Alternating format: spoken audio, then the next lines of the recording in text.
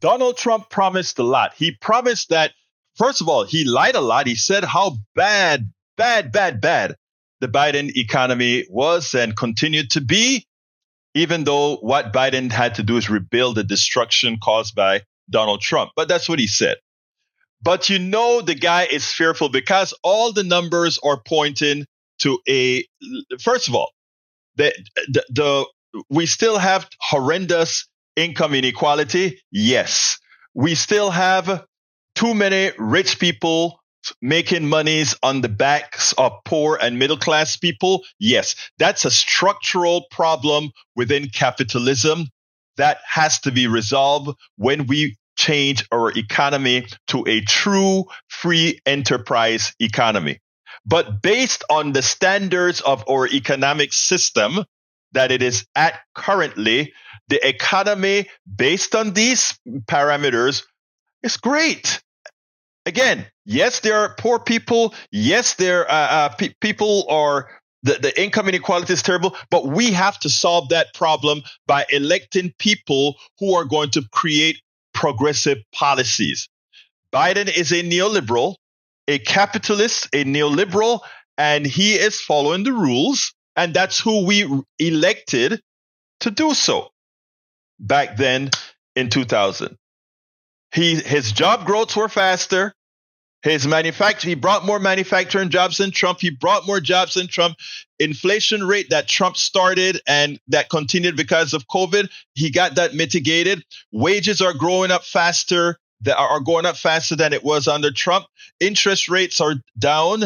Immigration is at a lower point now than it was when he took office from Trump. And again, we are, even though this is not a good thing as far as I'm concerned, we are drilling more than we were drilling under Trump. We're exporting more than we were exporting under Trump. We are a net energy producer. So all these things are better under Biden. And Trump is worried because Trump understands that if these things are this way now and the policies that I'm passing to pass all this wealth onto billionaires going to screw my people, I want to make them believe that this is not my fault, but Biden's fault. Well, we're not going to allow him to do this. Look at the actual numbers as Steve Rattner points out now, and then we'll take it on the other side. We are inheriting a difficult situation from the outgoing administration, and they're trying everything they can to make it more difficult.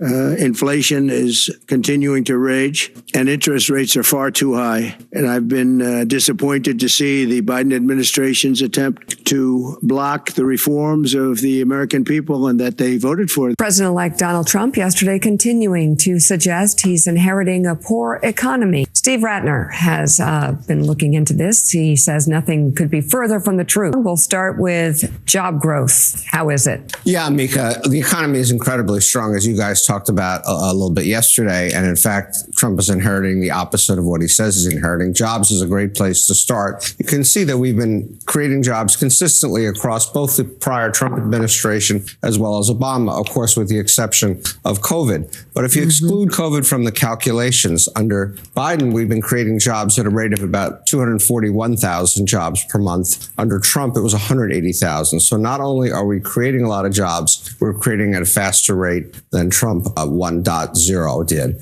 Manufacturing, we all know manufacturing's been a tough spot for the United States. We had been losing manufacturing jobs for many, many years. It was exacerbated by the financial crisis. But under Trump but also under Biden, we have created a lot of manufacturing jobs, 693,000 under Biden, 425,000 under Trump. And so manufacturing jobs are actually back to the highest level they've been at since the financial crisis. It's a tough job, but Biden has gotten a lot done on the manufacturing side and left Trump with a pretty decent tailwind there. So, Steve, as we move to your second chart, we heard President-elect Trump mention inflation there. Goods are still too expensive for many Americans, for most Americans, but it is important to look at that number in relationship to how wages have risen as well lately. What does that look like? Yeah, 2 points on that, Willie. First of all, he said inflation was raging. We have to recognize that inflation did rage. We had a really tough spot spot on inflation during COVID for a whole series of reasons.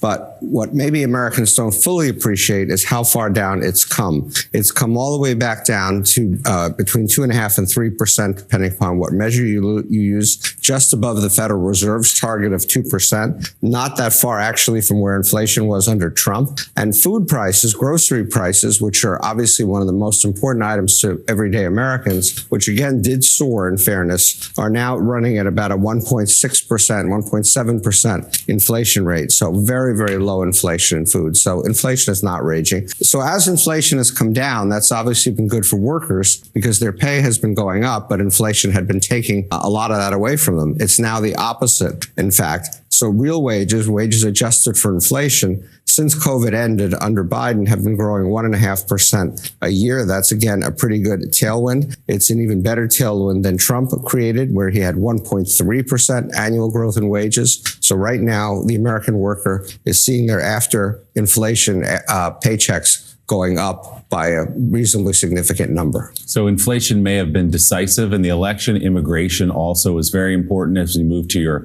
third chart, Steve. What does the border look like today? Obviously, it was a problem. There was a crisis at the border during the Biden administration, but that has changed here in recent months. Yeah, again, Trump talks about the border being out of control. And in fairness, again, like inflation, we had a tough run at the border.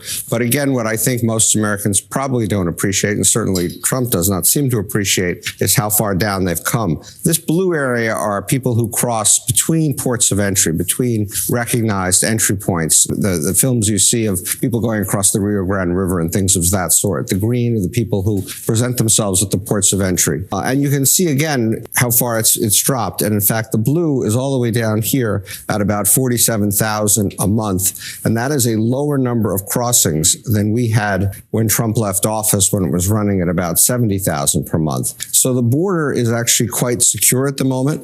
And contrary to what Trump says, it has come all the way down. And then there's energy, another subject that he keeps saying we've got to, drill baby drill, and we've got to create more energy.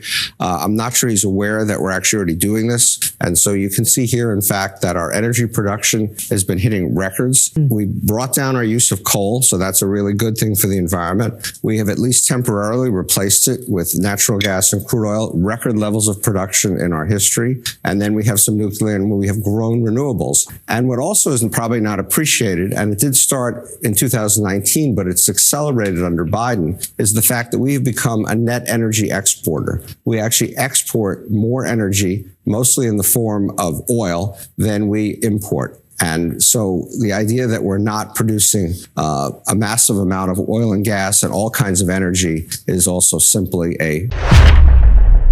Again, Donald Trump is scared to death because he understands that there are no policies that they're going to put out that's going to save his butt. The policies that he wants will hurt all Americans, but specifically, they are targeted towards MAGA. I have another piece that I did early this morning on KPFT that I'll put out a little bit later. But the policies that these guys are talking about putting forth are actually going to completely destroy the well-being of many of the people who actually voted for Trump. We spend a lot of time deconstructing the news, trying to parse it into a form that everybody can understand. We try to find those little nitpicks where it flies above the fray, etc. If you really like these videos that we do, I want to ask a big favor. Please go ahead. Number one, subscribe to our channel. And number two, please join if you can. Thank you so kindly for watching. Keep watching. Please remember to share. We must populate the entire internet with our progressive message, a message that we know is what most Americans say that they want. So help us, please join.